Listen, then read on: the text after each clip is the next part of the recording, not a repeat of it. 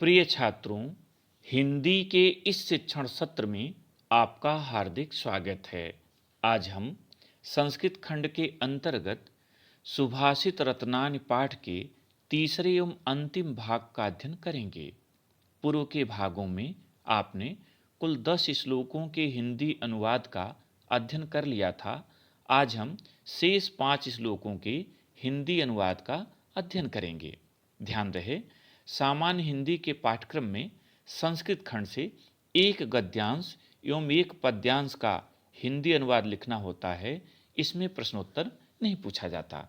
तो आइए आज के अध्ययन की शुरुआत करें। 11वां श्लोक। प्रीणात यह सुचरितेः पितरं सपुत्रो यद भर्तुः इव हितम् इच्छत तत्कलत्रं तन्मित्रम् आपदि सुखे च समक्रियं यद एतत्त्रयं जगत पुण्यकृतो लभन्ते। संकेत और संदर्भ प्रथम भाग की भांति लिखें। यहाँ पर हिंदी अनुवाद देखें। पहले कठिन शब्दों का अर्थ, फिर अनुवाद। प्रीणात माने प्रसन्न करता है, यह माने जो, सुचरित है सुंदर चरित्र से, सुंदर आचरण से, पितरम माने पिता को, स माने वह, पुत्र माने पुत्र, यद माने जो, भर्तु इव, भर्त माने पति, इव माने ही, पति का ही, हितम इच्छत हित चाहती है, तत् माने वह, कलत्र, कलत्र माने स्त्री, तन मित्रम आपद, तत् माने वह, मित्र माने मित्र, आपद माने आपत्ति में, विपत्ति में, समक्रिय माने समान व्यवहार वाला हो, एतत्रयम इन तीनों को, जगत माने संसार में, पुण्यकृतो माने भाग्यशाली, पुण्यशाली व्यक्ति, लभंते माने प्राप्त करते हैं। हिंदी अनुवाद देखें। प्रीणात यह सुचरिते पितरम सपुत्र, जो अपने सुंदर चरित्र से पिता को प्रसन्न करता है ऐसा पुत्र, यद भर्तु इव हितम इच्छत तत्कलत्रम, जो पति का ही हित चाहती है ऐसी स्त्री, और जो सुख और दुख में समान व्यवहार वाला हो, समान रूप से साथ दे ऐसा मित्र, इन तीनों को इस संसार में भाग्यशाली लोग ही प्राप्त करते हैं, पुण्यशाली लोग ही प्राप्त करते हैं। 12वां देखिए। कामान दुग्धे विप्रकर्षत अलक्ष्मीम कीर्ति सूते दुष्कृतम या हिनस्ति शुद्धाम शांताम मातरम मंगलानाम धेनु धीरा सुनृता वाचमाहु। कामान माने इच्छाओं को, दुग्ध माने पूर्ण करती है, विप्रकर्षत माने दूर करती है, अलक्ष्मीम, अलक्ष्मी माने निर्धनता, गरीबी, कीर्ति माने यश, सूते माने जन्म देती है, दुष्कृतम माने बुरे कार्यों को, पाप को, हिनस्ति माने नष्ट करती है, शुद्ध शांत, मातरम माने माता की तरह, मंगलाना माने मंगल करने वाली, धेन माने गाय, सुनृता सत्यम प्रिय, वाचमा माने बाणी, धीरा विद्वान, धैर्यशाली लोग। हिंदी अनुवाद। कामान दुग्धे विप्रकर्षत अलक्ष्मी, सभी इच्छाओं को पूर्ण करती है, निर्धनता को दूर करती है, दरिद्रता को दूर करती है, यश को जन्म देती है, पाप को नष्ट करती है, शुद्ध शांत और माता की तरह मंगल करने वाली, सत्य एवं प्रिय वाणी को विद्वानों ने गाय की तरह कहा है। अब इसी को लिखने के क्रम में एक व्यवस्थित क्रम में रखें तो सुंदर लगता है। इस रूप में लिखें। विद्वानों ने शुद्ध शांत और माता की तरह मंगल करने वाली सत्य एवं प्रिय वाणी को गाय की तरह कहा है, जो समस्त इच्छाओं को पूर्ण करती है, दरिद्रता को दूर करती है, यश को जन्म देती है या यश में वृद्धि करती है, और बुरे कार्यों को, पापों को नष्ट करती है। 13वां देखें। व्यतिसजति पदार्था अनंतरः कोपि हेतुः न खलु बहिरूपाधीन प्रीतेः संश्रयन्ते विकसति ही पतंग उदये पुंडरीकम द्रवति च हिमस उद्गते चंद्रकांतः। कठिन शब्दों का अर्थ देखें।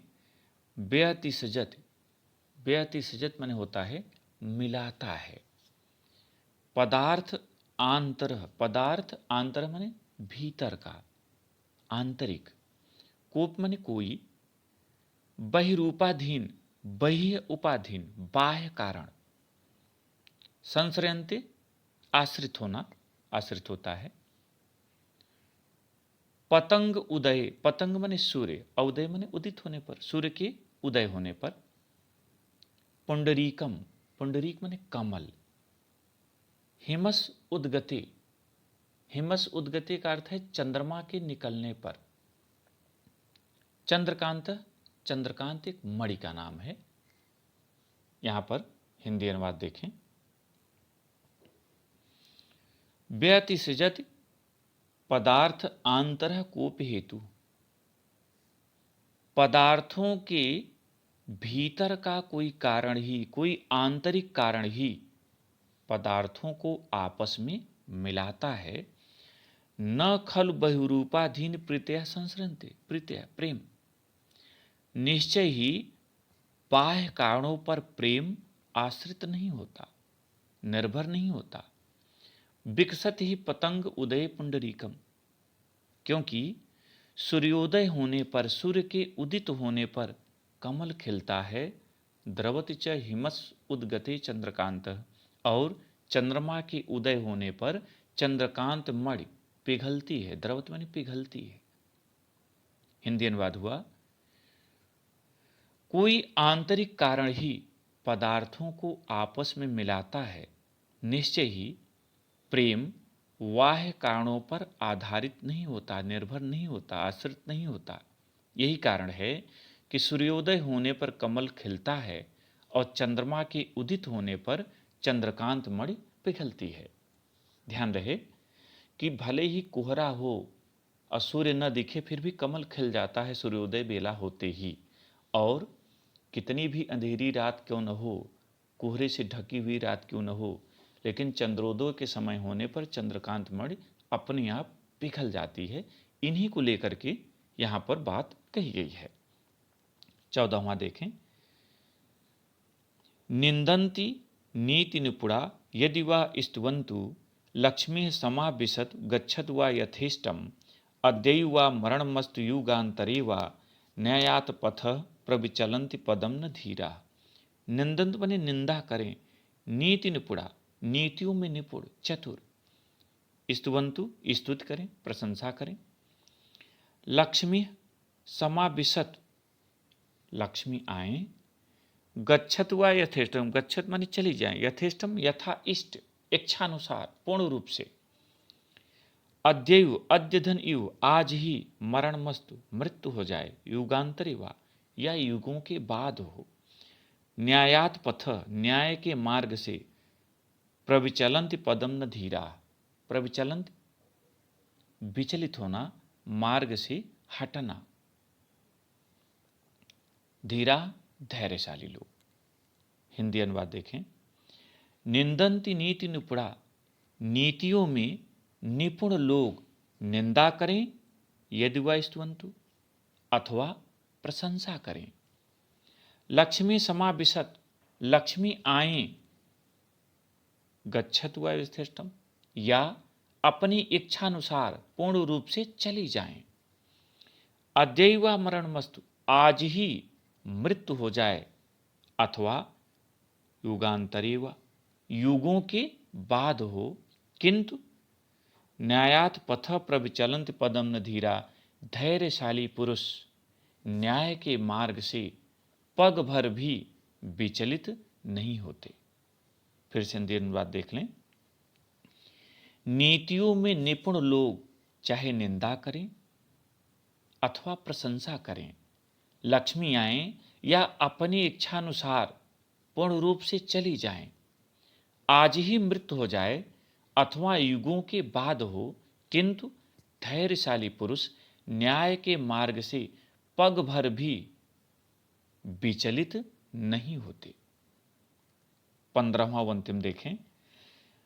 ऋषयो राक्षसी माहु वाच उन्मत्त अतृप्तयो, सा योनि सर्वैराणाम सा ही लोकस्य निर्दति। ऋषियों ने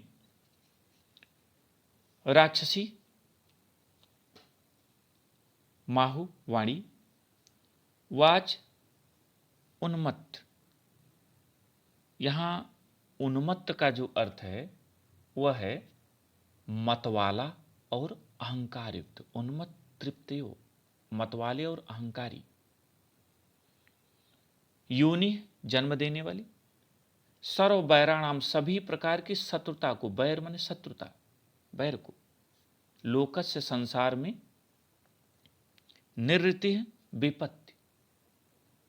अनुवाद देखें।